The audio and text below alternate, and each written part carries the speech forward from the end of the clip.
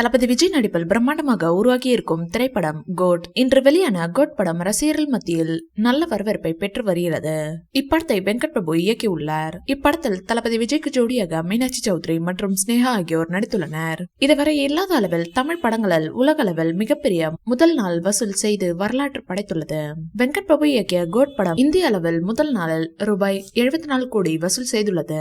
மேலும் வெளிநாட்டு வசூல் சுமார் 66 கோடி ஆகும். தற்போது வெளியாகியுள்ள தகவலின் படி ரஜினிகாந்தன் ஜெயிலரை முறியடித்து கோட் 2024 ஆண்டில் தமிழ்நாட்டில் மிகப்பெரிய ஓபனிங்கை பெற்றுள்ளது. உலகளாவிய முதல் நாளில் 140 கோடி ரூபாய்க்கு மேல் வசூலித்துள்ளது. நெல்சன் இயக்கியிருந்த ஜெயிலர் படத்தில் ரஜினிகாந்த், ரம்யா கிருஷ்ணன், மோகன்லால், ஜாக்கி ஷெராப், சிவராஜ்குமார், சுனில் வர்மா, யோகி பாபு, வசந்த் ரவி ஆகியோர் நடித்திருந்தனர்.